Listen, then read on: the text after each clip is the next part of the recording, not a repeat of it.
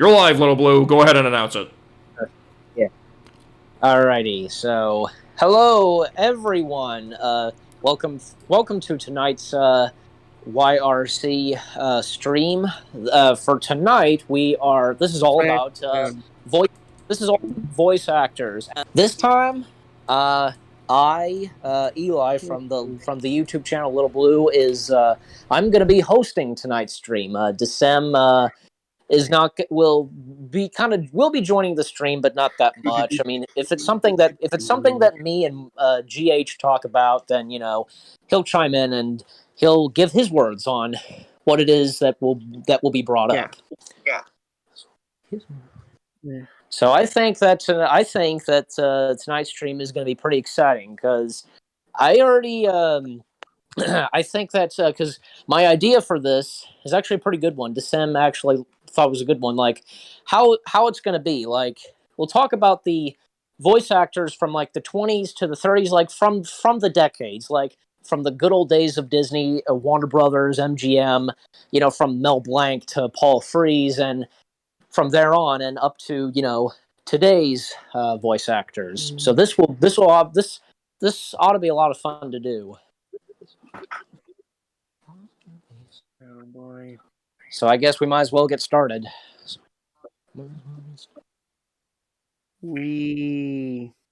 Yeah, so Michael, you don't seem that excited. Honestly, when I heard this was the topic, I thought it would be more about the profession as a whole and not so much about the people. Because I don't know that many voice acting people, unless you count the people like doing the voice acting today across the YouTubes. Oh my gosh, like wait until you see what I do, because when I talk about the voice actors, as to what I just said, how the stream will be. Anyways, so we might as well get started. First off, well, of course, we're starting from the past, from the 1920s and so on, like from the classic Disney and MGM and Warner Brothers. First of all, because I recall, let me see, like many legendary voice actors from back then. There was, for example, Walt Disney is one of them because he actually was the very first voice of Mickey Mouse, and also there was Mel Blanc, the man of 1,000 voices, who voiced a lot of Looney Tunes characters for sure, and he even did some voices for some of the Disney characters. I recall he was the voice. I remember he was the voice of Gideon the cat and Pinocchio, just the hiccups, and did some voices in the theme parks, like most notably in Carousel of Progress. For Looney Tunes, well, we all know because he's done 1,000 voices, but I mean, like for one exception, like there was Elmer Fudd, who was voiced by Arthur. His first name's Arthur, but I cannot remember his last name. So Mel Blanc was not the voice of Elmer Fudd. And then, I remember, there was even one Looney Tunes cartoon. There was one Looney Tunes cartoon where it was about Bugs Bunny and a genie, and the genie was voiced by Mr. Howell from Gilligan's Island. And oh gosh, like even my dad would remember this. Remembers this short, and give it to him, Smokey. Like that's what Bugs Bunny said to the genie, and I guess the genie's name was Smokey. That's what Bugs called him, and also because with the Disney legendary Disney the legendary voices, I should say, of Disney, like.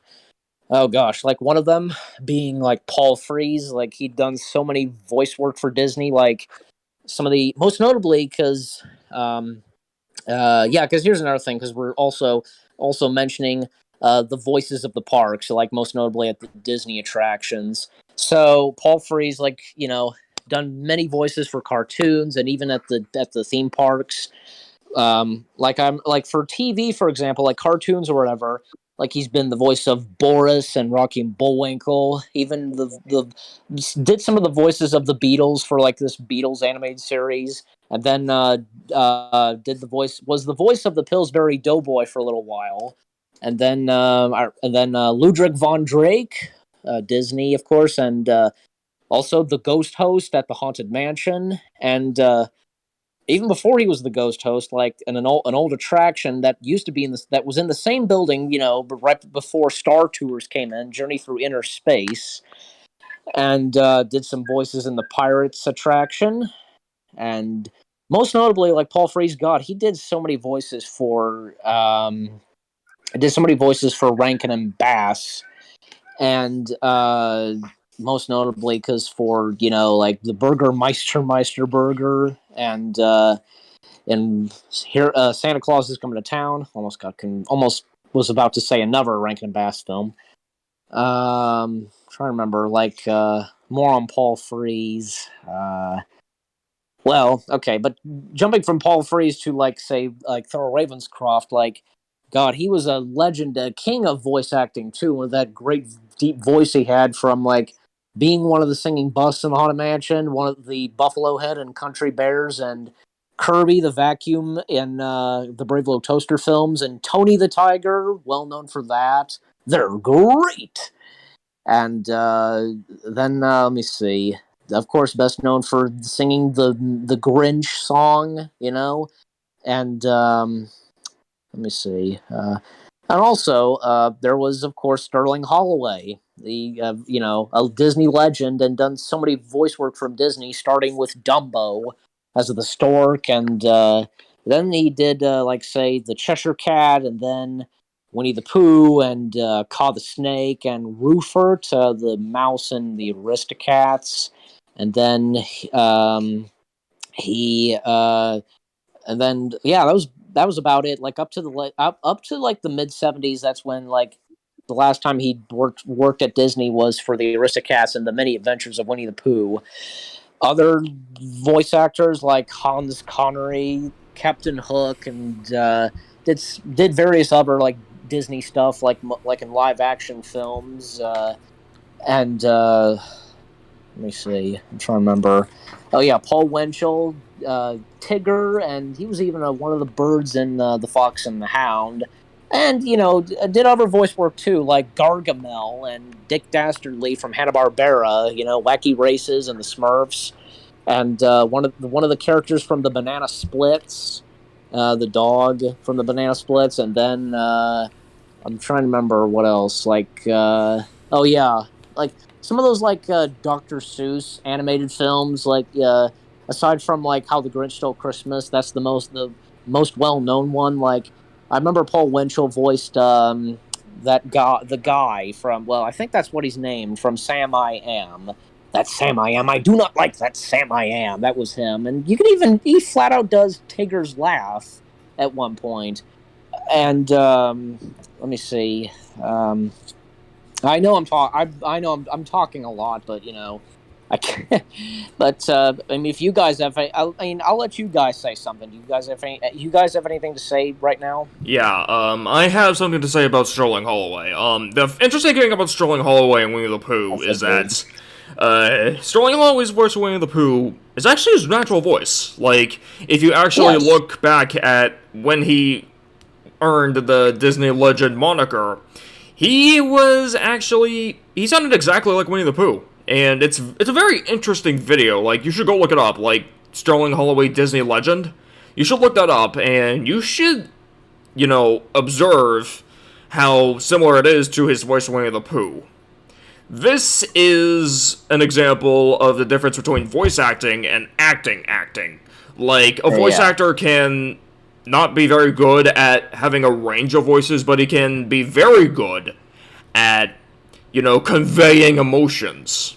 He or she. Conveying emotions for their character, while another voice actor isn't really good with the whole, acting part, but they're really good with the whole range part. Yeah. I'll talk more about this if I get around to it later in this episode. So that's my word. Right. Okay, so I knew you'd want to say something on Sterling Holloway, and because I talked about Sterling Holloway, but continuing on, like, I just noticed that Michael has his mic muted, but I don't know why. So back to what I was saying. Like, yeah, I mentioned Sterling Holloway, but then also, another great, like, I'd say Disney legend, like, oh yeah, because there was there was well, like, for example, like in Alice in Wonderland, Ed Wynn's the Mad Hatter, and then there was Richard Hayden as the Caterpillar, and Catherine, what's her last name, who voiced Alice, but then after Alice would go on to voice Wendy in Peter Pan. And then there was, of course, let me see, I'm trying to remember. Oh yeah, Phil Harris, another, like, I'd say Disney legend, and I think one of my dad's favorite actors, and he listens to Phil Harris on radio, classic radio. But Phil Harris, like, first off, like, best known for being had three voice roles, in three films that came out one at a time. There was Jungle Book. There was the Jungle Book with Phil. There's the Jungle Book as Baloo.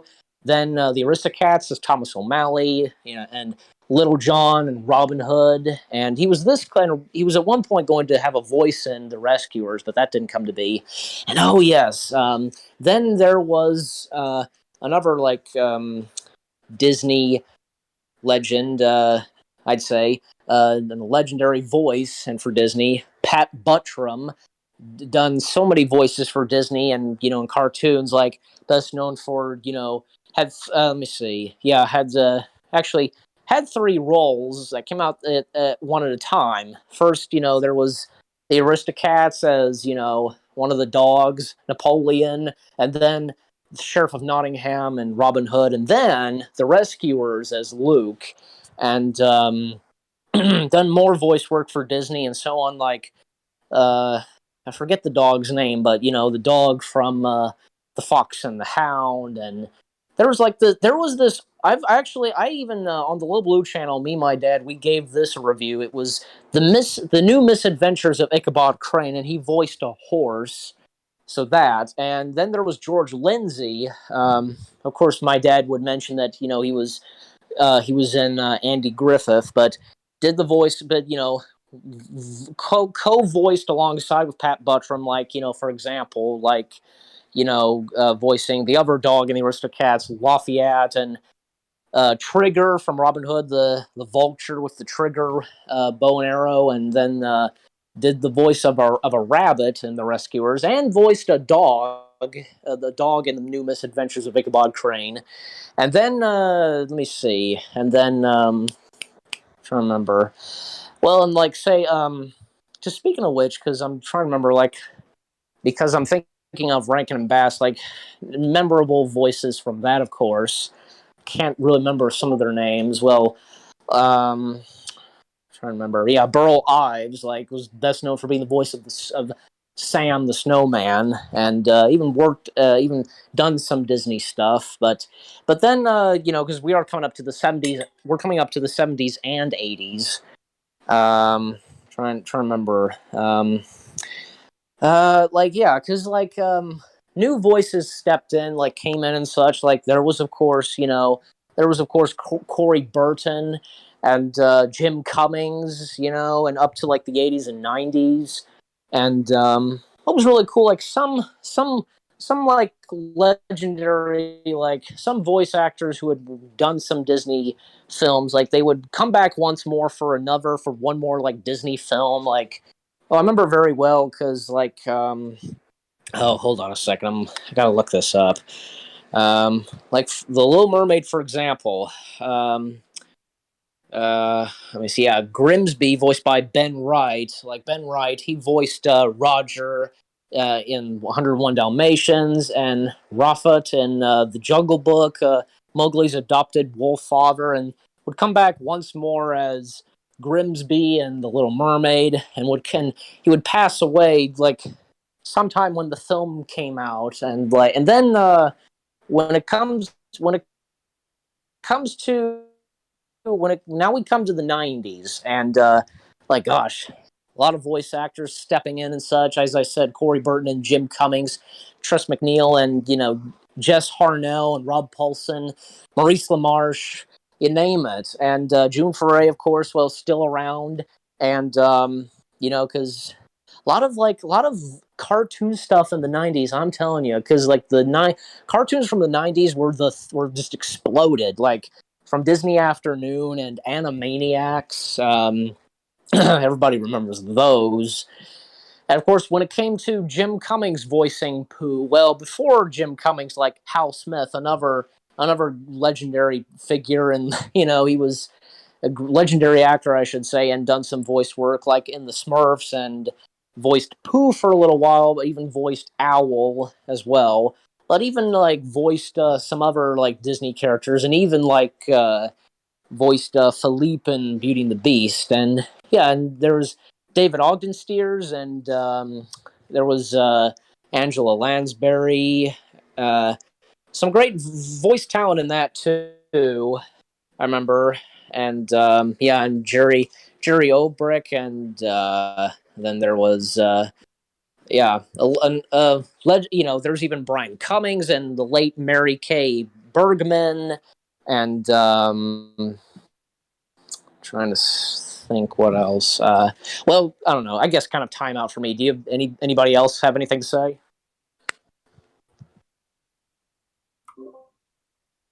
Not yet. Okay. I don't know what GH said, but Decem, you got anything? Nobody? Okay. I was setting things up, but here's the thing. I would like to talk about the 90s voice actors, but I would much rather talk about like the 2000s voice actors, so tell me when you get to that. Well, we are getting there. Just, I mean, I'm trying my best to talk about them, but I think, GH is not doing that much for tonight's stream. No, not to be harsh or anything, but anyway, so I mean, I ain't got much to say. I thought there was gonna be a different kind of stream. Okay. Well, from the beginning, the stream was going to be about voice actors. Yeah, that's the thing. When I heard it was voice actors, I didn't think it was just gonna be like a run through of all the famous voice actors. I thought it was gonna be more about voice acting. Yeah, like how about like once Little Blue goes through all the actors, how about we just talk about the art of voice acting in general, and who knows, I'll probably might even, be an active part of that. Right, but I mean, I know Decem. I know you said like when I come up to talking about the voice actors from the 2000s, you'll want to say something. Yeah, I'll say a few things, but not much. I'm more interested in the art of voice acting as a whole. Okay, well, we might as well talk about like the 2000s and the voice actors, because from the early 2000s, because so much going on still, and for when it came to up to the early 2000s, and up to that point in the mid 90s, CG was this close to being was at the peak of dominating the industry of animation. Toy Story being the first computer animated film, and it wouldn't be until when it came to 1998, that's where it kicked off, and you had DreamWorks Ants, you had A Bug's Life, and then from there on, and even because even up to when 2001 started, and you had numerous of computer animated films you had Shrek, you had Monsters Incorporated, and Jimmy Neutron Boy Genius, and from there on, and so many great talented voice actors that were doing voice work from the early 2000s. And Decem, you can go ahead and say what you have to say about the 2000s. All right, so I'm going to talk about three people: Tara Strong, Greg DeLisle, and Rob Paulson. Tara Strong is most famously known as the voice of Timmy Turner, and this is odd because she is a woman voicing a boy, and you'll see this often in the voice acting world because people, are more capable of. The point of voice acting is to portray someone that you're not, and portraying a gender that you're not is fair game. Alright, so enough about that. Tara Strong was very prolific in the 90s and especially the early 2000s. You see her voicing Bubbles in the Powerpuff Girls, and Dill in Rugrats, and Harley Quinn in Batman the Animated Series. And you also see her voicing Raven in Teen Titans as well. Yeah. And still today in Teen Titans Go, but we're not there yet.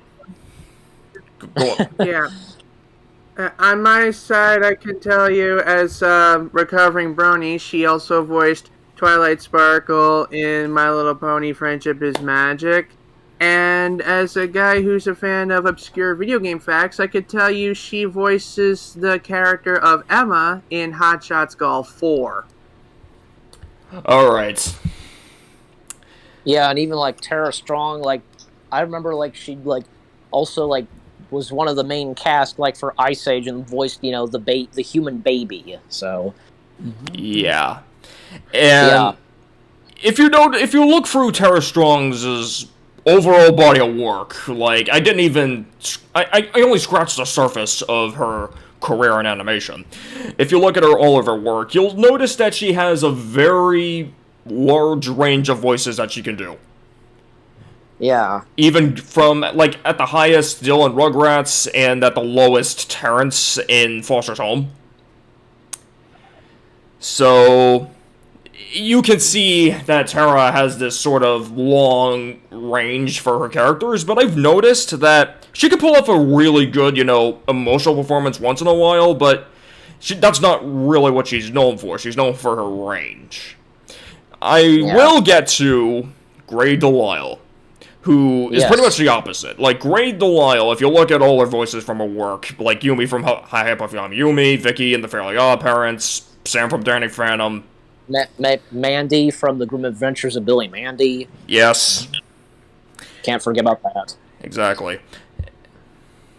And of course, Kitty Cat's and Tough Puppy. Like, Butch Hartman loved to employ Grey Delisle in his work.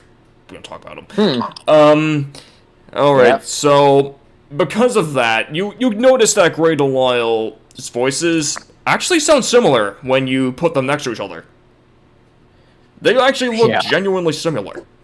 But here's the thing, like, Grey has enough, acting prowess to really mask those voices so you don't even notice that it's the same voice actor. You don't even realize it until the voices are, like, right next to each other.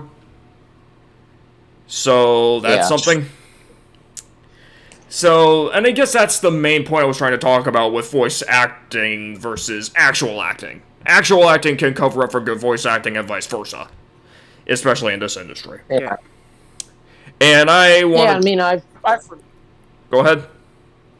I was just going to say, like, I did kind of forget to mention some of that. Like, there have been times where, I even looked this up, that, like, at times, like, like, when it comes to, like, because I've seen that, like, some of the Disney films, like, I've read that, sometimes they could really do a great job, like, really getting the emotion. Like, oh gosh, like, I read this, like, Paige O'Hara, who's voice of Belle in Beauty and the Beast, actually did cry at that part where the Beast, like, at one point dies. Like, that was real right there. And, trying to remember what else. Like, well, I mean, I think I'll mention this later, because we haven't gotten to the 2010s yet, so.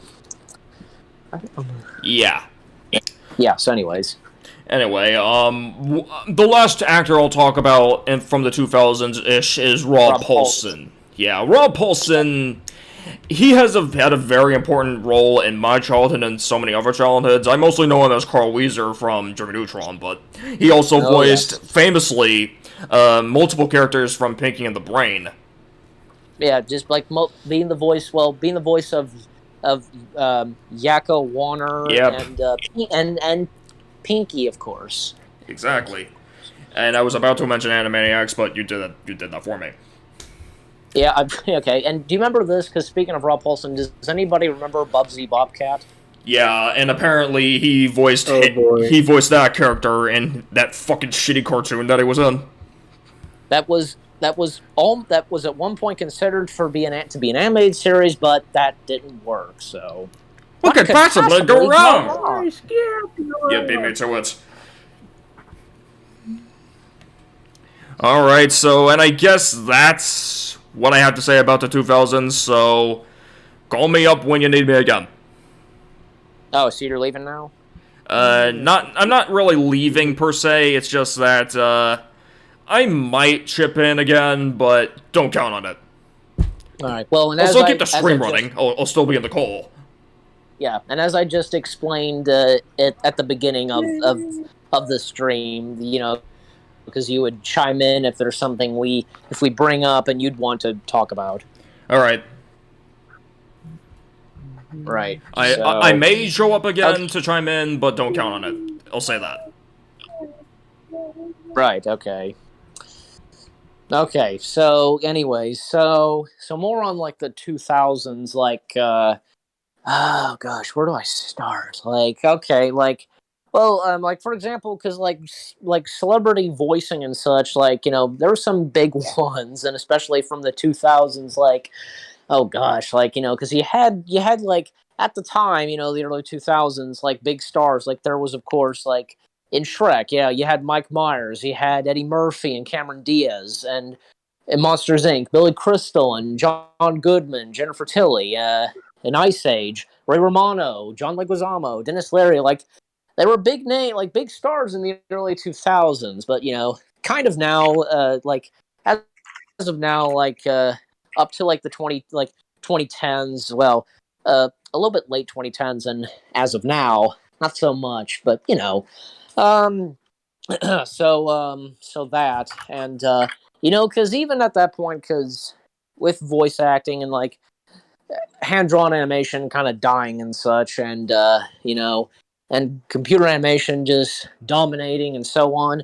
But let me see, like some other voice actors, like to the 2000s and so on, like and you know what? Because I don't, I think we ought to mention this. So we ought to mention, of course, like well, because of people who are on YouTube who are actually becoming voice actors as well. Well, we'll get to that shortly, but I'm trying to remember, like, where do I want to start next? Where do I want to go to next? Well, like, kind of still making our way to the early 2000s and up to the 2010s. Let me see. Like, I'm trying to think. One thing Okay, I can kind of make a you go general ahead. statement about the 2000s and 2010s that a trend I've noticed about the 2000s 2010s is some of the most prominent examples of celebrities in voice acting happen because of circumstance or total accident. Like if things didn't happen, then it wouldn't have happened. An example I can say is Shrek. We know Mike Myers as Shrek, but a lot of people don't know is that before Mike Myers was even considered for the role of Shrek, they were going to give it to Chris Farley. And there's some Yeah. lost footage circulating around the internet of his voice and the story reel they were going with for him. But then he passed away, so production halted. They brought in Mike Myers and they redid everything. Yeah. A similar situation, minus the death, actually happened in the 20. I can't say if it's late 2000s or early 2010s with Hotel Transylvania. Selena Gomez voiced the little girl, but before it was Selena Gomez, it was originally going to be Miley Cyrus. But she couldn't finish her voice acting lines due to contractual obligations elsewhere, so they replaced her with Selena Gomez. Right. Well, and yeah, because the full story, like the thing of Chris Farley and Shrek, like I know the full story to that, and even with Shrek, like the whole thing, the production on Shrek all started on Halloween of 1996, and it took about 4.5 years to make Shrek, and yeah, Chris Farley was going to voice Shrek at one point. He recorded half of his lines, but he passed away during that, and yeah, and because it's on YouTube, like existing footage, of storyboard, and you know Chris Farley and Eddie Murphy doing dialogue. And you know what? Chris Farley, he would have made, if it was still Chris Farley voicing Shrek, it would have been a total different movie of how we know, of Shrek and how we know of it today. But it might have been still good. And Chris Farley, he would have been good as Shrek, and yeah, and because after Chris Farley had passed away, yeah, because production kind of was in a bit of trouble, well, on halt and such, as M. Page said. But I remember here, I also heard this, that Katzenberg, like, gosh, at that point in like the 90s or something, or like, because even up to Disney, like Katzenberg was a handful. Not to be harsh or mean to Katzenberg, but I respect the guy and I like him. But at one point, Katzenberg, he considered Robin Williams, suggested Robin Williams to voice Shrek, but ever since Aladdin, because gosh, that's another story on Aladdin and with Robin Williams. But because working with Katzenberg would be the last thing that Robin would do. Because ever since Aladdin, and so they got, of course, another cast member of SNL. Because Chris Farley, he was a part of Saturday Night Live, and Mike Myers also being part of Saturday Night Live. They got Mike Myers, and he did not know anything about them replacing Chris Farley, and because even Chris Farley not Chris Farley, Mike Myers, before the Scottish accent, like Mike Myers did it in, like, I want to say it was like a Western accent. Like, you listen to some of the dialogue, just like, I'm no one's messenger boy, okay? I'm a delivery boy. Like, that's how apparently it sounded. But Mike Myers asked if he could re-record the dialogue, but this time with a Scottish accent. And yeah, thank goodness, because that happened. And he's Shrek being so much better with doing with having a Scottish accent. So that's that. And speaking of, I didn't know about that you mentioned, GH, about Hotel Transylvania, when with Miley Cyrus. I do know of another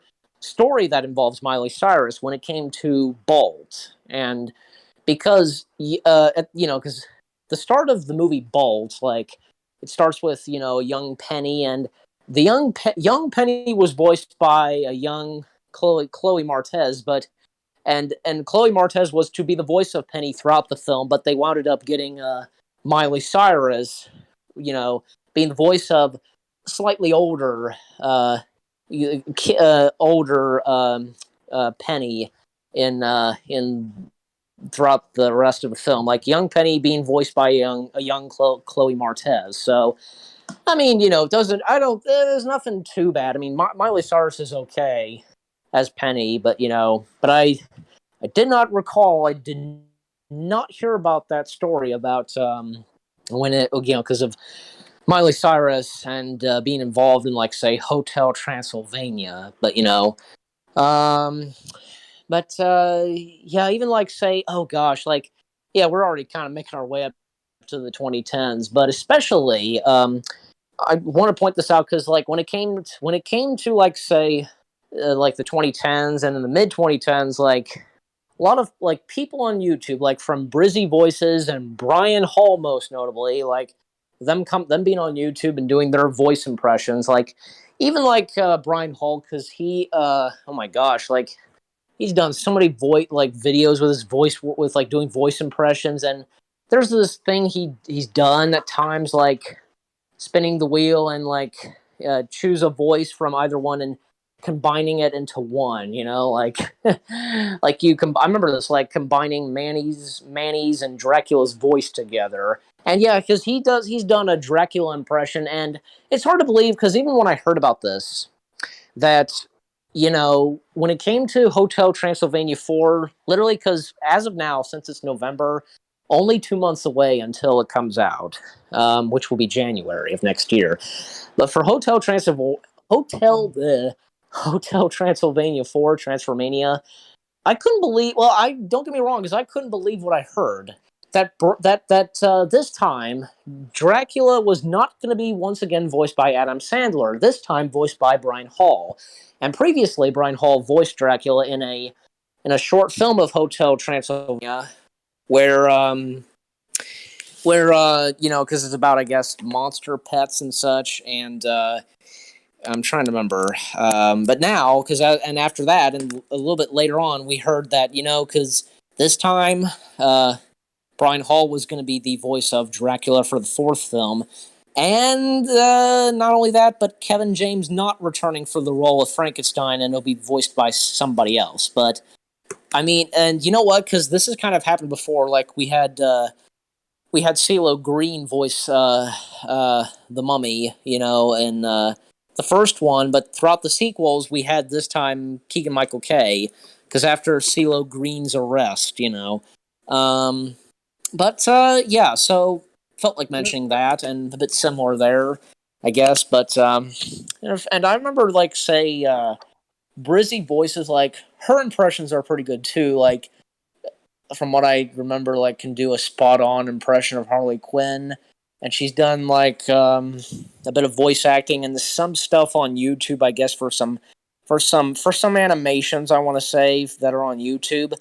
And I can't remember if I recall she's already done voice work and such in anything that's on TV or anything like that. But so that okay. Does anything else anybody want to say?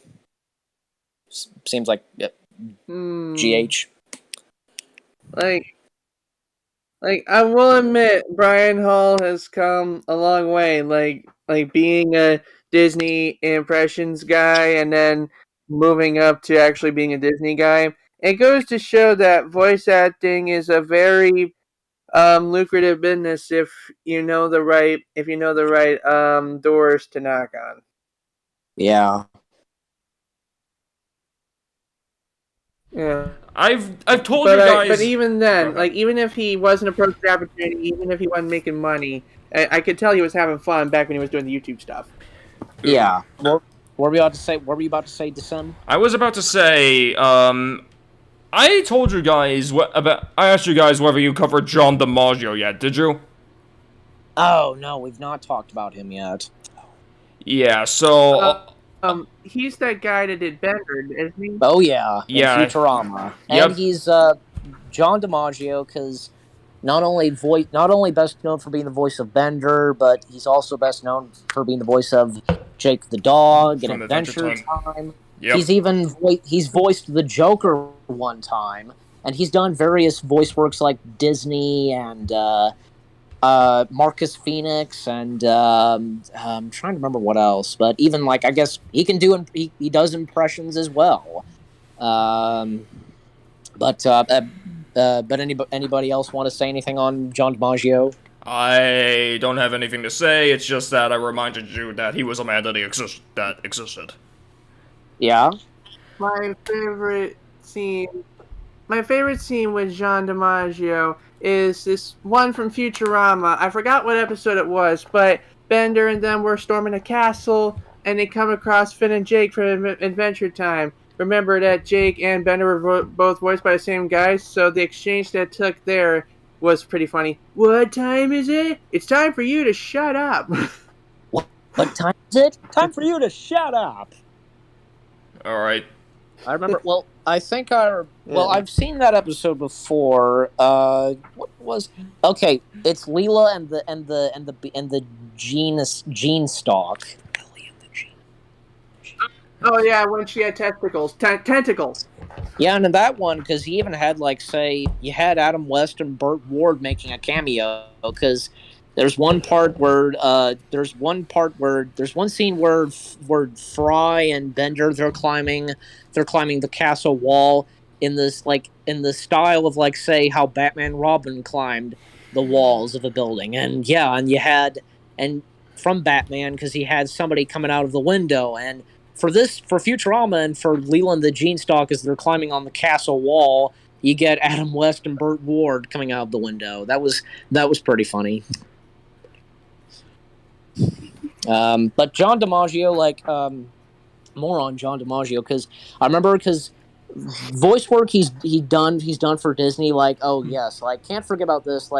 He's best known for being the voice of Dr. Draken and Kim Possible.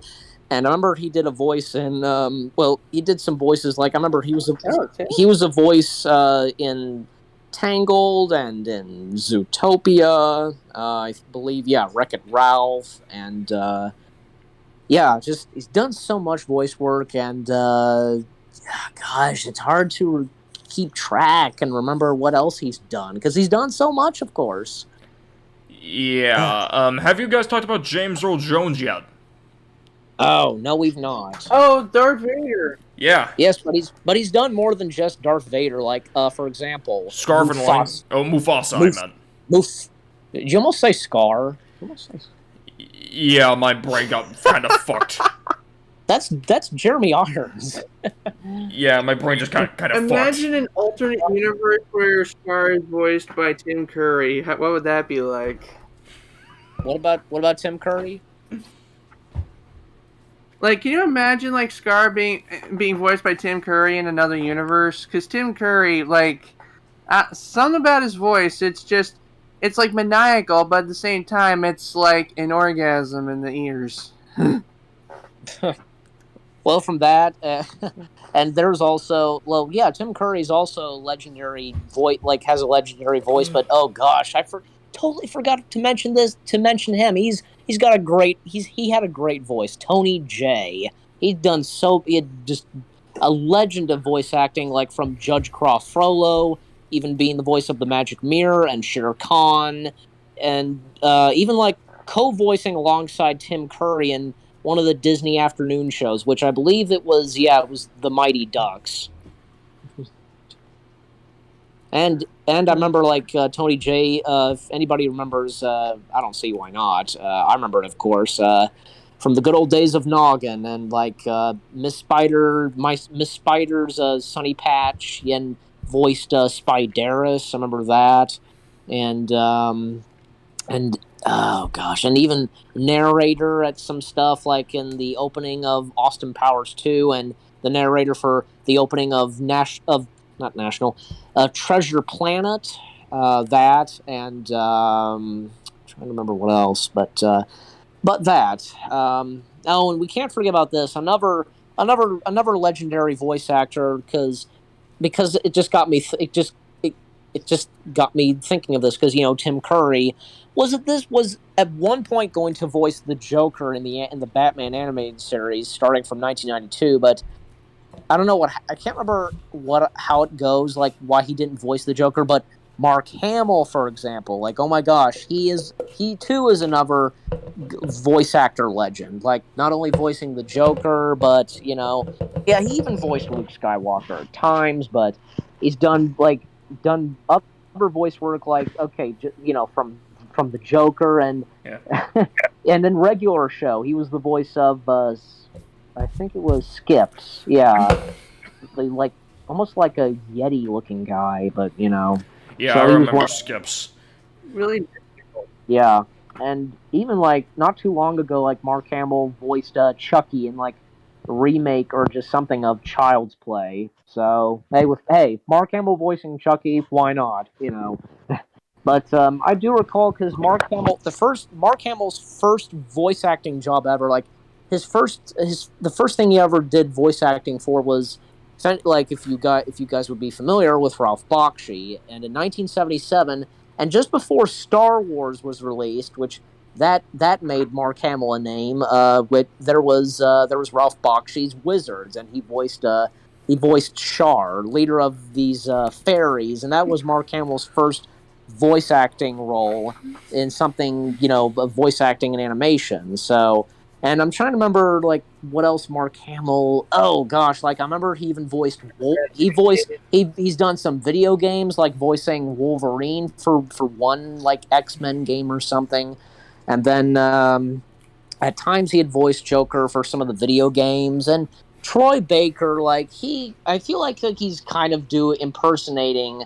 I don't know, like kind of closely doing an impression of Mark Hamill's Joker, and but Troy Baker's another big time like voice actor too, and like from the Joker, and I'm trying to remember, but from him and Nolan North, yeah, him too is another big voice actor name, and like even like some video games as well. Like, oh yeah, and with Troy Baker, like Troy Baker's done The Last of Us, and Nolan North's done Uncharted, and you see, like even most of the time, like well, Troy Baker, he's voiced like say Batman for the Lego Batman and the Lego Batman video games, and kind of the same thing with Joker as well, and Clancy Brown. Gosh, can't forget about Clancy Brown. Like, he's voiced Lex Luthor at times, and Mr. Krabs. Oh, Mr. Krabs. What's that now?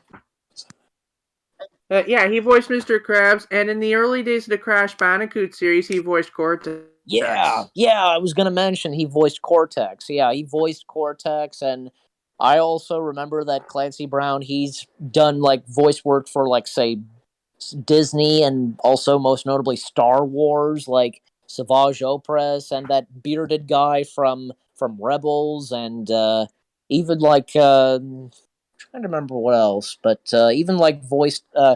Gosh, I forget this one villain's name, but from Thor Ragnarok, where he voiced this flaming, like, devilish kind of character. I forget his name, but that, and trying to remember, but I want to say Loki, but it's not Loki. I know it's not Loki, but it's somebody else from Thor Ragnarok that Thor faced off against at the beginning of the film. I know it's not Loki. But anybody else got anything to say? You talked about Mark Hamill earlier. Mark Hamill. You can't talk about Mark Hamill and conveniently glide over the absolute infamy that is Rhapsody Street Kids. Rhapsody Street Kids? Yeah, remember that crappy CG animation from like early 2000s that got unearthed about a decade later? I don't think I've heard about that. I'll see if I can find a link for reference, but wait a second. He, like a bunch of other celebrity voices, were dragged into this cheap ass project because one of the producers is Nancy Cartwright, who the creator Colin Slater had a connection to because Scientology. Let's see, Rhapsody Street Kids believe in Santa. Oh, yeah, okay, I've heard about this. All right, yeah, Nostalgia Critic did a review on this. Everybody and their grandmother did a review on this. I was thinking of doing a review on it, but then I realized I probably wouldn't have much to say that people haven't already said. That being said, I'll just link the movie in case anyone in this chat wants to watch it later. Yeah, Nancy Cartwright, Grey Griffin, and Mark Hamill, and oh gosh, even Clint Howard being in this, and April Winchell, Paige O'Hara, and Jodie Benson. Wow.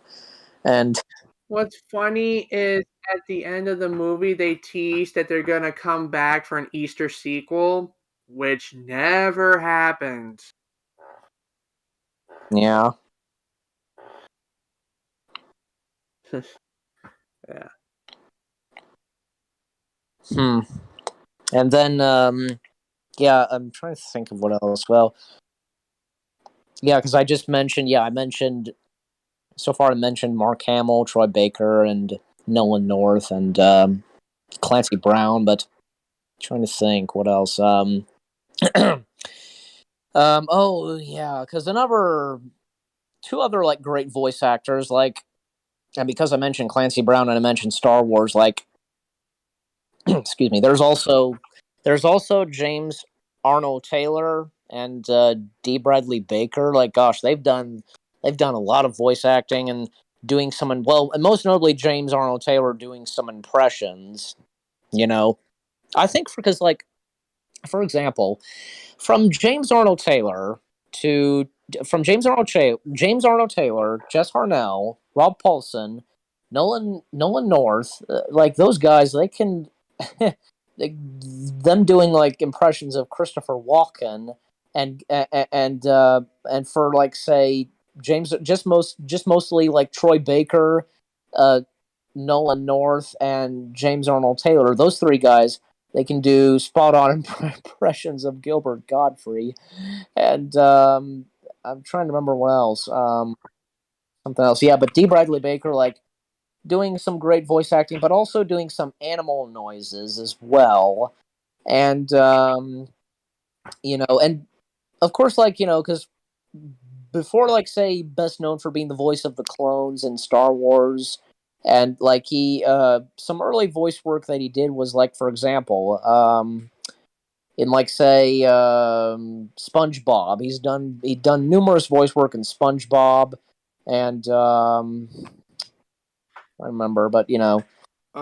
Go you if you want to say something, GH, go ahead. You want to talk SpongeBob? We can't just glance over Tom Kenny. Yeah, Tom Kenny.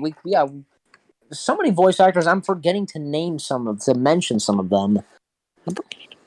But Tom Kenny, yeah, because another legendary voice actor, and I remember because earlier, like in the days of Nick, like doing voices for Rocco's Modern Life and voicing the dog, and Jim Cummings voicing the cat, cat and dog. And He was in the movie adaptation of Elf Bowling. of what now? Elf Bowling. You ever heard of it? Yeah, I mean, I've not seen it, but I've seen Nostalgia Critics' review of Elf Bowling. Yeah. Another like crappy CG film.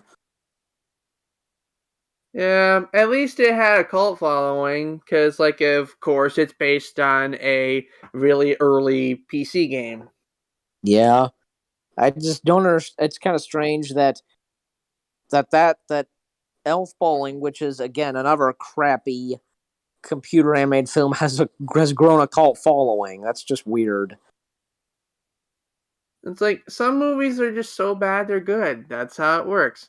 And Tom Kenny's a man of many talents. Like even on SpongeBob, like we know him as the voice of SpongeBob. He's also Patchy the Pirate, but there was also that one episode where SpongeBob started doing impressions of his friends, and that episode was pretty much an excuse to let Tom Kenny's talent shine. Yeah. Yeah, like in Elf Bowling, because two other like great voice actors, like Tom Kenny's wife Jill Taylor, also if I said her last name right, like she like on SpongeBob being the voice of Karen, Plankton's computer wife, and then Joe Lasky, the late great voice actor Joe Lasky, like he best known for voicing some of the Looney Tunes characters from, most notably, of course, Bugs Bunny, Daffy Duck, Marvin the Martian, Sylvester, Foghorn Leghorn. I think he really nailed it. Like, say, some of the Looney Tunes characters from the ones I enjoyed him doing, from Bugs, Daffy, Marvin, and Sylvester, and not to mention because Joe Lasky, like uh, um, voicing being the voices of Daffy and Marvin in the Duck Dodgers animated series. That was a good show. I just remembered because like even when Mel Blanc was still alive, like there were some voices when it came up to like the late '80s, and his with his voice being kind of rusty or just something. Like he could like when it came to Roger Rabbit, he was not able to voice Yosemite Sam, and instead it was Joe Lasky. Mel Blanc still like being the voices of the Looney Tunes characters. Like when it came up to 1988, like there was Roger Rabbit and Daffy Duck's Quackbusters, and those were the last two things, like, and the last time that for those two films where Mel Blanc would for one last time in those two films reprise his role as the voice of the Looney Tunes characters, even like saying a couple of like commercials that have the Looney Tunes characters in them, and even like one of the other like last few films he did, and which would come out like when the 1990s started. It was 1990, and I think it was 1990, and he would voice I forget who it was he voiced, but a character like in the Jetsons, and he would voice him in the Jetsons movie. So that would be his last thing he ever. That would be the last thing he ever did. And and Roger Rabbit, because like Charles Fletcher and even Jess Harnell even kind of did the voice of Roger Rabbit at times. But also,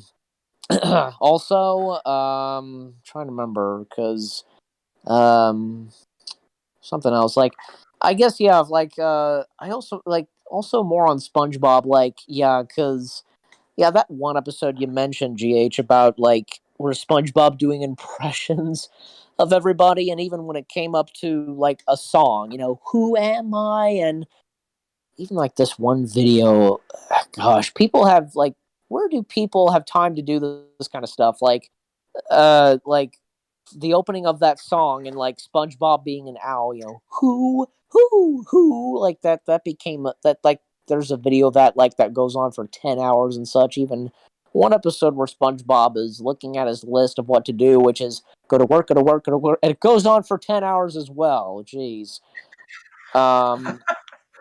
Yeah.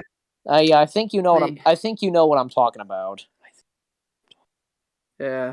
I mean, I'll be honest, some of my favorite moments of the SpongeBob voice actors are when you catch them either in or out of the context of SpongeBob saying the naughty words. One of my favorite ones is the voice actor of Plankton. Come and eat at the chum bucket. Every fucking day you come down, we'll stuff your face full of shit. Oh gosh. Yeah. I remember that. Even Tom Kenny voicing SpongeBob, and he's voicing SpongeBob, SpongeBob cursing. Actually, that wasn't him voicing SpongeBob. It was actually him voicing an elf that inspired him to do the voice of SpongeBob. But it sounds similar to SpongeBob, so they animated it like it was SpongeBob. Okay. Basically, what inspired him to do the voice of SpongeBob was he saw this little elf that worked for Santa, at the mall, and he was a little guy, right? And the little guy was lamenting over the phone to his wife, if it wasn't for this Christmas shit, I wouldn't fucking work. It's one time a year that I fucking work. It pisses me off. I'm glad I haven't, knock on wood, but motherfucker, And that's when he got the idea of SpongeBob's voice and personality being an adult and dealing with adult things, which was kind of the intended tone of SpongeBob before corporate said, fuck it, make him go to school. Yeah. And the voice of Plankton, yeah, Mr. Lawrence, that's his name. Yes. Trying to remember something else, but yeah, I've got that video pulled up right now, because of Mr. Lawrence, but I'm watching it.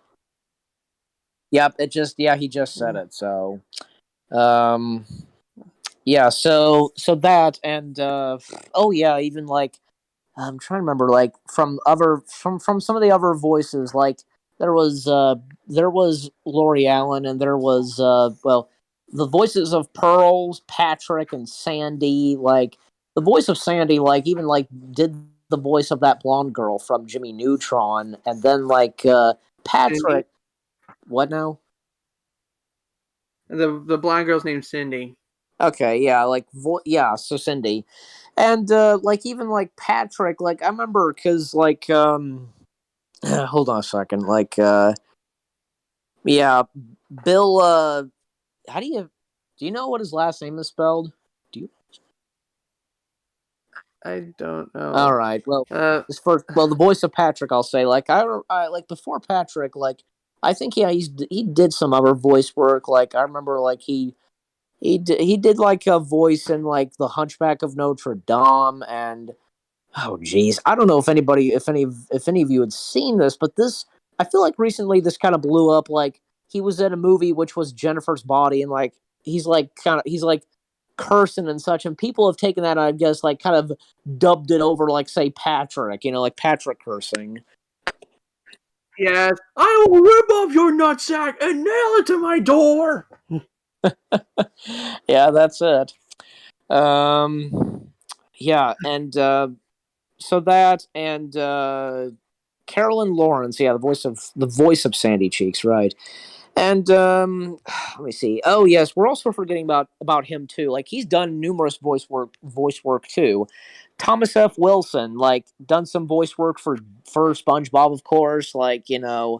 I'm gonna kick your butt, or like even voiced Biff, in the Back to the Future cartoon series. Homer Simpson voiced Doc Brown, while Christopher Lloyd, he was Doc Brown in the live action segments. But like Thomas F. Wilson done numerous voice work and such as well. And also because I am looking like, Oh yeah, my gosh. Tim Conway and as Barnacle Boy, and he's done some voice work too. And we're even missing out. Oh yeah, and can't forget about these two, John O'Hurley and Kevin Michael Richardson. They too are legendary voice actors currently. Yeah. Voice actors. I don't remember John Hurley doing anything outside of soap operas. Well, gosh, he's done a lot. Like I remember he did a voice in Duck Dodgers. He was the voice of Neptune and SpongeBob. He's done numerous voice work. Oh, I thought that was a one-time thing. No, it wasn't. Oh, that reminds me. That scene where Neptune says, "Behold," pulls back the clouds, and you see a dude in the shower. That dude is also Tom Kenny. I was gonna mention about that. I think it was kind of like for a little while it was kind of like a meme, I mean, there's so much that you could do with that one. Like, oh my god, like someone did these are stupid and they do not need to be turned into jokes. One with of course with Neptune. Behold, and it was a godforsaken. It was a 9/11 joke, and I remember. I swear there's a green screen template somewhere. Yeah, but I do remember that because Neptune, behold, and you see Tom Kenny in the shower. It's pretty funny, Whoopsie! Now behold, and so John Hurley, because from Neptune, and I remember in Duck Dodgers, he was the voice of Captain Star Johnson, and I recently watched this. It was The Legend of the Three Caballeros. He voiced this like king, this king who was a lion, and also because jumping from John Hurley to Kevin Michael Richardson, now he's done he's another well-timed legendary voice actor. Like he's done so much. Like if I can say a lot about what he's done, and I'm sure you guys would want to say something too. John Hurley or Kevin Richardson. I'm talking about him now. Trying to I'm having trouble with names. Okay, so I don't remember anything. Okay. Well, I remember. Okay, well, I'll go ahead and say Kevin Michael Richardson, best known for, of course, being I remember has done a lot of voice work, say for Disney and from Captain Gantu. He was in Super Robot Monkey Team Hyperforce Go, the voice of Joker at one point in The Batman. He was the voice of Schnitzel for the first episode of Chowder, but that was it. John DiMaggio took on the role as Kevin Michael Richardson. He was busy with other voice work roles. And I mentioned Gantu, from Lilo and Stitch, best known for that. And then, because Kevin Michael Richardson, oh yeah, because he will be, we talked about this, he will be voicing, of course, he'll be having a voice in the next year for the Super Mario Brothers animated film, because we talked about that.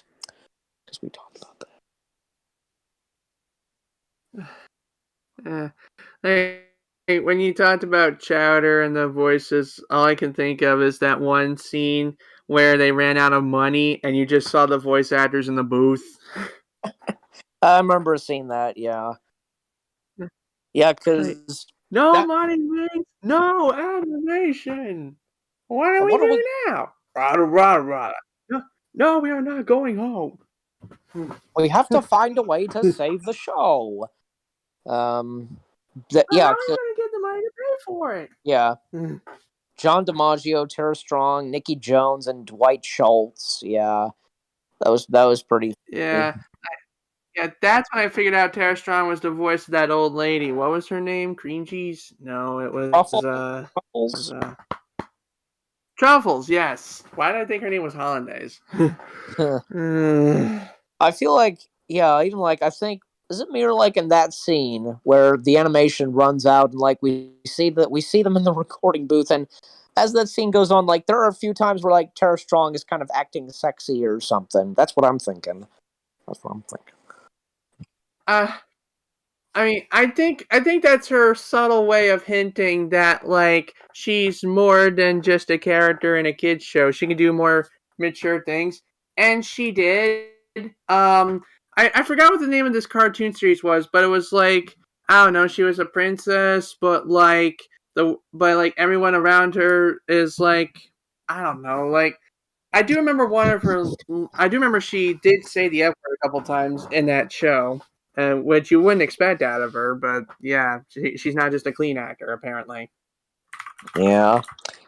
And then yeah, because so that, and speaking of that, because like you wouldn't like, oh yeah, because we can't forget about this, like from some of those like kind of like adult kind of animated shows, like because there's The Simpsons, of course, there's Futurama.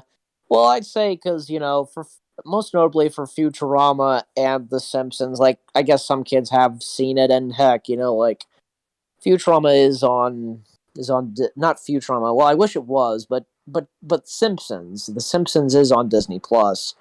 Like Dan Castella, and then of course, as I mentioned, like as we mentioned on John DiMaggio, there's Billy West, and there's and of course from Family Guy and American Dad, like Seth MacFarlane, him and Seth Green and Mila Kunis, and I could go on, but and yeah, because Seth MacFarlane being another great voice actor as well. Even like say when it came to the Cleveland show, like for a little while, like Seth MacFarlane being the voice of Tim the Bear, but then Jess Arnell took on the role, and I think yeah, even what's funny about Family Guy is at times they can poke fun of like Seth MacFarlane and mention some stuff, and even when the episode when Cleveland made his comeback, official comeback as recurring and such, like mentioning that that the Talking Bear was so bad that Seth MacFarlane quit, and just like Quagmire says it, it's funny. And even like even like when it came to the Family Guy Star Wars specials, like poking fun at Seth Green and then Robot Chicken, and then even this time Chris poking at Seth MacFarlane. That was pretty funny, and you know what? Because speaking of Seth Green, like the voices for Robot Chicken, like they'll sometimes have like the celebrities come in and do some characters. Like most of the time, they've gotten like the original cast from the live action Scooby Doo films, like reprisal roles as I've seen. Um, and Seth MacFarlane, best known for being on Robot Chicken voicing Emperor Palpatine. Like, yeah, I'd say like they're definitely from him and like what was this? What was his name? I'm trying to see. Hold on a second. Wait a minute. As I mentioned, like Seth MacFarlane voicing Emperor Palpatine, and yeah, Abraham Ben Rub. I don't know how you pronounce his last name, but he like voiced Robot Chicken's Darth Vader, and Seth Green like doing numerous voice works. Well, and yet he's one of the co-creators of Robot Chicken. Even recently they brought in they brought back they brought back Drake Bell and Josh Peck voicing Drake and Josh in a sketch with Drake and Josh. That was pretty funny. Um and even another like well-known voice actor too.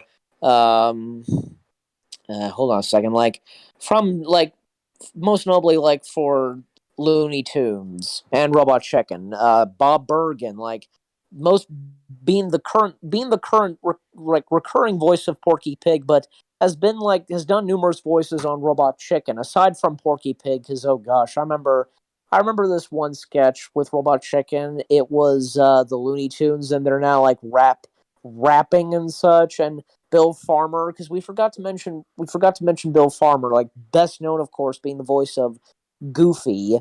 But he's done more than just being the voice of Goofy. Like he's voiced Sylvester and Foghorn Leghorn, like most notably voicing them in Space Jam. But he voiced Bugs Bunny and Daffy in in the Looney Tune sketch, of rap battling and so on. And yeah, and pardon my French, but I remember because right before that skit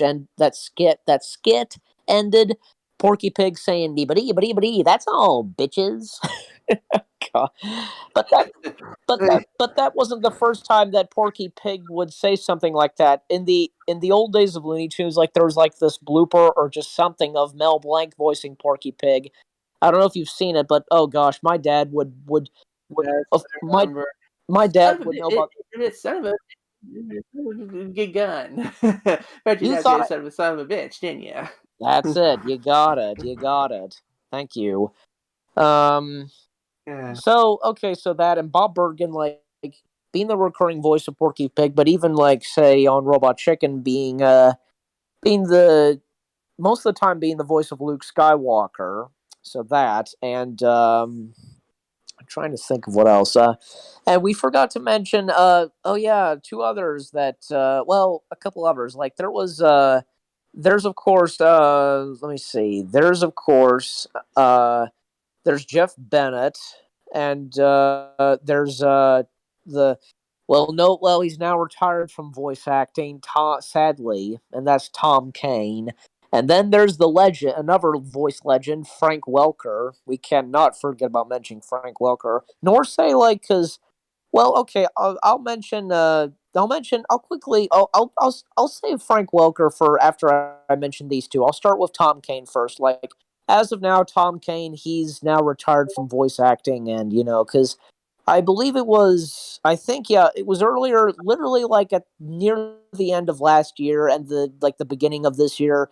Tom Kane had suffered a stroke and kind of affecting his voice. And as of now, he's retired from voice acting, and it's a shame because I remember him best for, like, say, being the voice of the announcer, like the narrator for the Clone Wars, and being the voice of Yoda for Star Wars: The Clone Wars. Um, and he's done more than just that, I know, because Tom Kane, uh, he's done numerous other voice works, like in Powerpuff Girls, Lego stuff. He's done a voice in Archer, and he's been in a bunch of other stuff, most notably like video games and voicing Gandalf and so on. And yeah, and being an announcer because with that great voice he had, that kind of voice, that's the announcer, and now presenting, that stuff like that. Um, but yeah, so Tom Kane, he's yeah, and if I've as from what I've seen, he's got three more projects that, well, obviously he had already done, before he had the stroke. Um, so that and let me see. Well, I don't know because he might have done a couple of more voice acting and such early, so I don't know, but anyways, and then there's Jeff Bennett, and he's done a lot of numerous voice works too, like most notably like being the voice of like the recurring voice of Mr. Smee. He's been the voice of the man with the yellow hat a couple of times, like as most notably for the Curious George series. Um, he's done what else has he done? Let me see. Yeah, even like voicing Pip in Enchanted in the World of Andalasia. He was in one of the Friday the 13th films. I'm looking this up on IMDb. I'm on IMDb right now, and oh gosh, I can't forget about this. Best known for being the voice of Johnny Bravo. Oh yeah. So that and even The Elvis impersonator. what's that now? Johnny Bravo, the Elvis impersonator. In fact, even in the Johnny Bravo pilot, Meso Blues, he's more explicitly an Elvis impersonator. You can see the Elvis jacket and everything. What about the hair?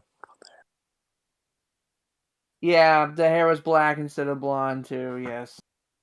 Okay. Well, okay. Well, as it made her like when Johnny Bravo continued on, like, well, and especially after the pilot, they kind of toned things down with Johnny, like not really being a full blown like Elvis impersonator. They kind of toned it down, but they still made him a bit misogynistic. Uh huh. Okay, that. So that's that, and Johnny and well, not Johnny Bravo, like Jeff Bennett, like being done. I've like he's done some voice impressions. Even I remember like he's been the voice of Kowalski in the Penguins of Madagascar series, and then he did a voice in like in the Land Before Time films. I forget, but and then we come to, of course, Frank Welker. He's another legendary voice actor. Gosh, he's done so much. I could name some of them, like from Megatron to Garfield to Scooby Doo, Fred, Slimer, Curious George, and like he's done animal noises and so on, and Abu from Aladdin, the Cave of Wonders, and Raja the tiger in Aladdin. All three in Aladdin, the three voices he's done. Um, but he's done done numerous voice works. Disney stuff and video games, and yeah, I could go on, and yeah, I even like I've seen him like he did a bit of live action appearances, like in one of those. Gosh, what was that? Was that one film he was in? It was in the early '70s, and it had Kurt Russell. It had Kurt Russell in it. Hold on a second, I'm making my way there. Um, it was Now You See Me, Now You Don't. Yeah, that was it. Or well, he's been in those like the computer wore tennis shoes, and Now You See Me, Now You Don't. Those two films with Kurt Russell, like from Disney in the 1970s, but done numerous voice works in the Hanna Barbera stuff, and I could go on, and trying to see what else I can think of that I'm seeing, but yeah, even before like Frank Welker, he became the recurring voice of Garfield. Like there was also there was give me a second. Give me just a second. Yeah, Lorenzo Music like was the original voice of Garfield, and then after like he passed away, like Frank Welker became the recurring, and he became the recurring voice of Garfield. I'd say because the pure voices for Garfield are, of course, Lorenzo Music and Frank Welker. Now, if we ought to mention Bill Murray as doing the voice of Garfield, you know what? I thought, in my opinion, and this is me, like in my opinion, I thought Bill Murray fitted okay being the voice of Garfield, but um, Yeah. you got something to say this again, GH? He actually poked fun at that role in Zombieland. Like, in Zombieland, someone asked him, "Do you have any regrets?" And he replied, "Garfield, maybe." Yeah, Abigail Breslin, her character asked Bill Murray, who's a zombie, about that. Yeah, and even Nostalgia Critic's review of the live action Garfield, he showed that clip. So um, yeah, even like Tim Curry did a voice in the sequel of Garfield, which was Garfield's identical like cat. It's like same cat breed and so on. Um, Um, I don't know what his name is, but I'm just gonna call him Bitchfield. Pitchfield. Are you serious? I mean, it's actually a name of a place in the UK. Look it up. Okay. Well, hold on a second. It's I think I could find. Well, I'm on IMDb, so I can easily. Tim Curry's character's name was just Prince. That's all he was named, Prince. I guess they were allowed to do that because because the artist Prince became the artist formerly known as Prince. Yeah. So that, and I'm trying to think. Well, hey, Decem, you've been a bit quiet for a little while. You don't have anything else to say? Honestly, I don't really have anything else to say, and it's been an hour and 20 minutes, so Little Blue, do you have anything else to say yourself?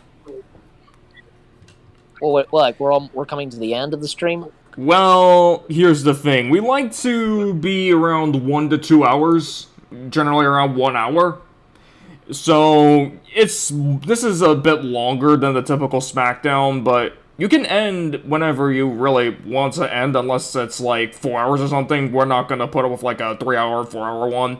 So, and I don't really want to put up with a 2 hour one tonight. Not really in the mood. So, if you want to end it here, go ahead and end it here. Okay. Well, here's the thing. Well, I'm not.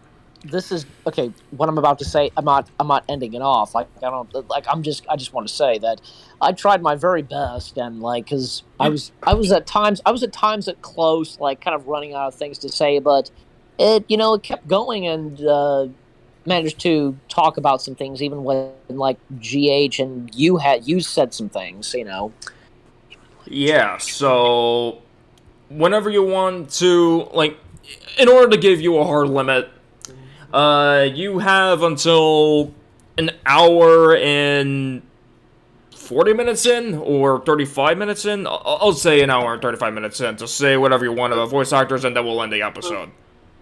Right. Well. Yeah, so that's like another 10 or 20 minutes from now. Well, I'm getting close to finishing, so. Yeah, so once you finished, like, just talk more for like 5 to 10 more minutes, and then we'll be done. 5 to 10 more minutes. Right. Well, something else, because it just got me thinking, like, we've not really mentioned this, like, sometimes, yeah, like, voice actors, this was kind of mentioned at times, but, not really, like, voice actors, like, in video games, like, not only because they've done, not only have they done voice acting and such, because in shows or movies or anything, but video games, for example, like, Roger Craig Smith, like, he's done numerous of voices, not just for, like, from, like, both animated shows and games, like, being best known for being, I guess, had been the recurring voice of Sonic, but I guess no longer, I don't know, but also being the voice of Captain, Steve Rogers / Captain America, and then and then there's also, hold on a second, and then there's, I'm trying to look at this, the voice of, Charles Martinet, the voice of Mario, because been the voice of Mario, Luigi, Waluigi, and Wario, and other. He's done he's done more than just that. Even like, gosh, he's acted in some live action stuff, but that, and also trying to see, yeah. Others that I forgot to mention, like, there's also been, there's been Jim Hanks, Tom Hanks' brother. He's most notably been the voice of Woody in most of the Toy Story games, And listening to Jim Hanks' Woody, it is slightly a bit different to Tom Hanks' Woody, because listening to Jim Hanks' Woody, it's kind of a bit higher pitch, or just something, just a little bit. Tom's Woody a bit lower pitch. So there are still a few tweaks to when you hear either Tom Hanks' Woody and his brother Jim Hanks Woody, so, and even like, say, Buzz Lightyear, like, having not just having Tim Allen be the voice, but being voiced by others as well. And same thing goes for, like, say, when it comes to, like, say, uh, Billy Crystal as Mike Wazowski, and Mike Wazowski having a different voice actor, and even like, and also others that we're forgetting to mention, and I forgot to mention, like, there's Fred Tatasciore. He's done a lot of voice work as well. There's Bob Joles, and there's Stephen Stanton, and then there's Jeff Fisher, B.J. Ward, Peter Renaday, Bill Rogers, Mark Silverman. I know because Mark Silverman being best known for being the voice of doing a Rod Serling impression, voicing Rod Serling for like the Tower of Terror at Disney, and even like say voicing Rod Serling for other Twilight Zone stuff. So not just that, so that, and let me see, trying to remember. Yeah, but what else am I missing? I feel like there was well, okay, and I mentioned Fred. I cannot. I feel like I ought to mention this. It's like, I'm sure you guys are familiar with this. It's called Twisted Tunes.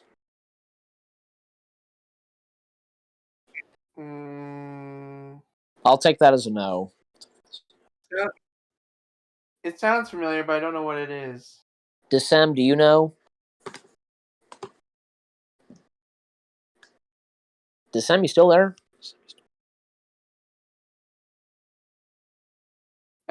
I guess he doesn't know. Either that or he might be off the mic. I don't know. He could be doing something. I don't know. Either way. Because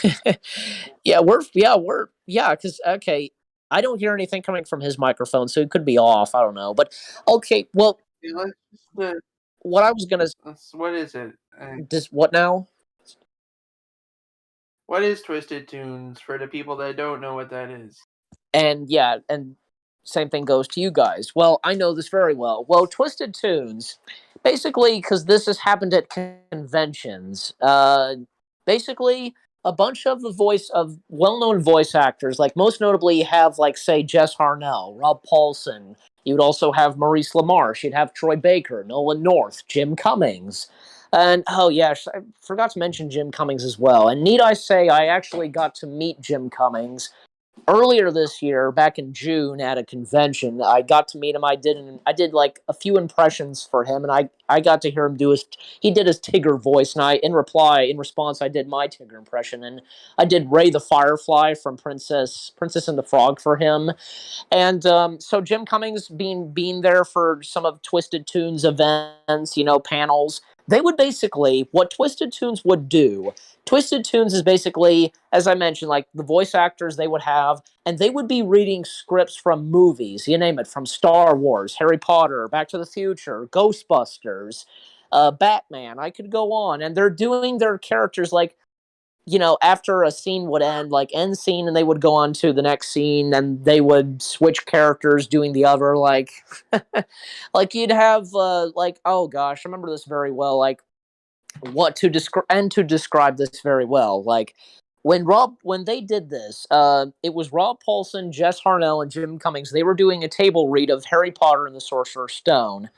And like for the final page and one more scene to before the panel ended, like, Jess doing Christopher Walken as Hermione, the narrator being Tigger, Carl Weezer being Ron Weasley, Pinky being Harry Potter, and then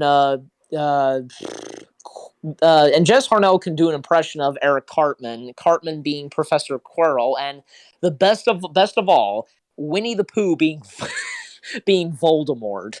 How funny is that? And even like, I mean, I haven't imagined something that funny since I saw that sketch animation of like Winnie the Pooh saying it was dummy thick. yeah, even I'm dummy thick, and the clap of my ass cheeks is riling up the bees. so I think So what I just said and described about Twisted Tunes, and to what I just said about like them reading Harry Potter and the Sorcerer's Stone, I think you know. So you get the idea. So Yeah. Jeff, Like, now that you mention it, I have seen like one or two of them on like YouTube.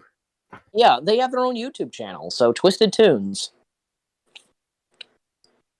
Yeah, they basically take like the panel reads and then add sketches to them. Yeah. Hmm.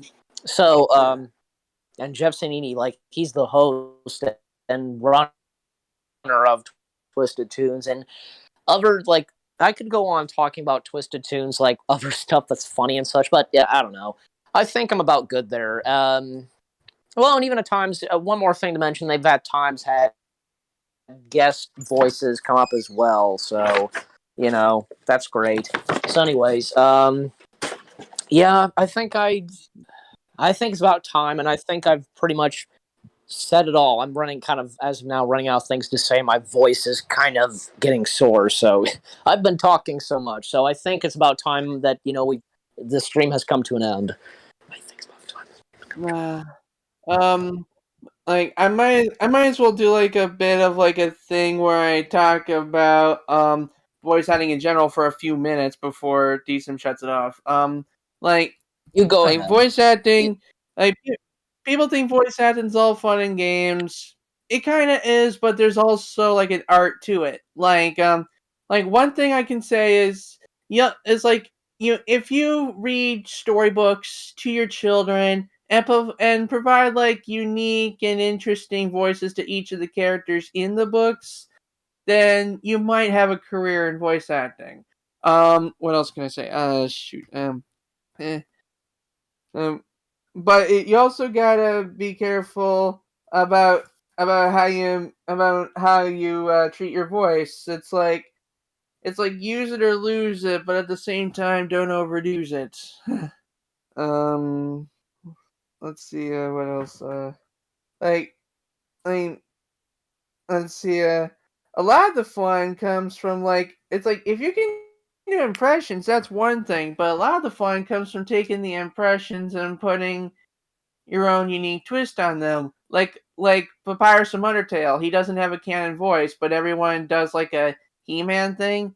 But everyone has like their own twist on it. Like I, the great Papyrus, shall achieve recognition. But then but what if we made him like a little bit spastic, like always worried about everything?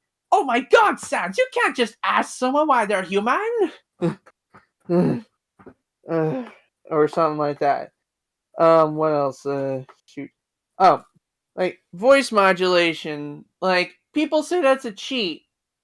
In some cases, it is, but that should not discredit voice modulation in general. Because James Earl Jones, yes, he has a naturally deep voice, and he does Darth Vader with it.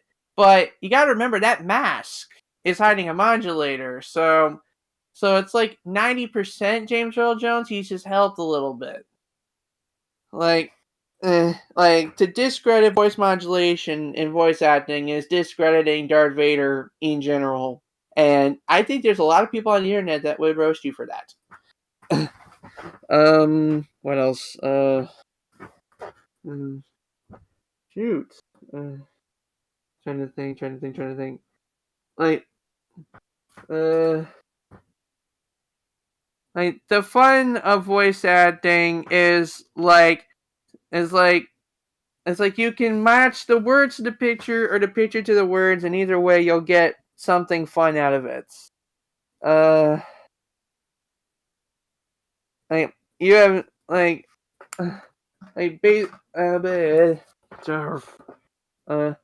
lot of times a character's personality can be determined by just the voice. Like you could have something like or you can have something like, "Hi, I'm Bob," and that says a lot about a character before you even draw it. So don't be afraid to put a unique spin on things.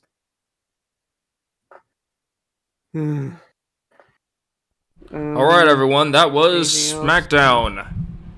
I guess. I believe MPage has nothing left to say. So, Next on SmackDown, we're actually going to be redoing the Pixar episode, and we're actually going to be featuring a top 10 video by Little Blue, and we're going to talk about that top 10 video. And if I can have, if I can have the last words, go ahead. Because, well, yeah, both about tonight's stream and about next week's stream. Well, first off, about tonight's stream, I think that what.